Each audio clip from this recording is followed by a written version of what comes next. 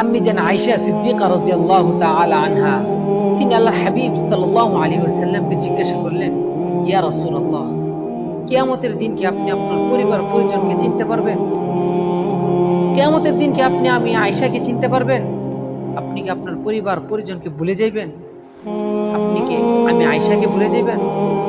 আল্লাহর হাবিব সাল্লাল্লাহু আলাইহি ওয়াসাল্লাম বললেন, হে আয়েশা শোনো, তিন জায়গায় কেউ কাউকে চিনতে পারবে না। এক নাম্বার হলো যখন আল্লাহ পাক রব্বুল আলামিন বান্দার আমলনামা তার নিজে হাতে দিবে, আল্লাহ বলবেন ইকরা কিতাবাক কাফা বিনাফসিকা আল-ইয়াওমা আলাইকা হাসিবা। আজ তোমাদের নিজের আমলনামা তোমাদের হাতে দেওয়া হইল, তোমাদের আমলনামা তোমরা নিজেই পড়ো। ওই দিন কেউ কাউকে চিনতে পারবে না, সবাই ইয়া নাফসি বলতে থাকবে, কেউ কাউকে চিনতে পারবে না, কেউ কারো কথা মনে করবে না। দুই নাম্বার জায়গা হলো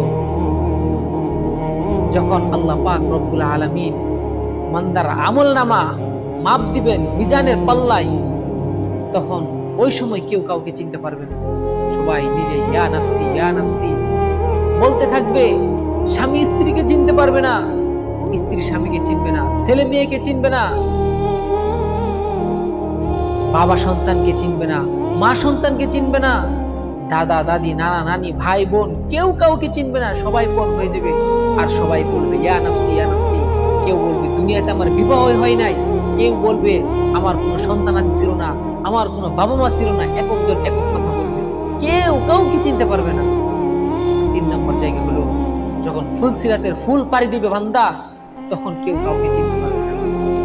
এই কথা শোনার পর আমি যে আয়েশা সিদ্দিকা রাদিয়াল্লাহু তাআলা আনহা তিনি চিন্তিত হয়ে গেলেন, তিনি পেরেশান হয়ে গেলেন আর বলতে লাগলেন যে কিয়ামতের দিন যদি কেউ কাউকে চিনতে না পারে, নিজের আমলনামা এবং কি নিজের হিসাব যদি নিজেরই দিতে হয়, তাহলে কি অবস্থা হবে?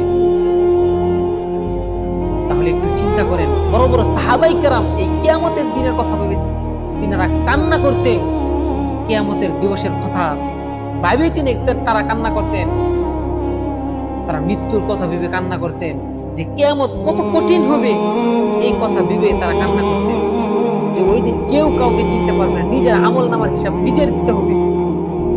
আর আমরা হলাম সাধারণ বান্দা, আমরা হলাম সাধারণ একজন আল্লাহ তাআলা, আর তারা বরাবর সাহাবা কেরাম হয়েও তারা চিন্তা করতেন, আর আমরা চিন্তা করি না, আমরা গুনার কাছে লিপ্ত হইতেছি, আমরা কিয়ামতকে ভুলে গিয়েছি। কিয়ামতের দিন সমস্ত নবীগণ ইয়া নাফসি বলবে, একমাত্র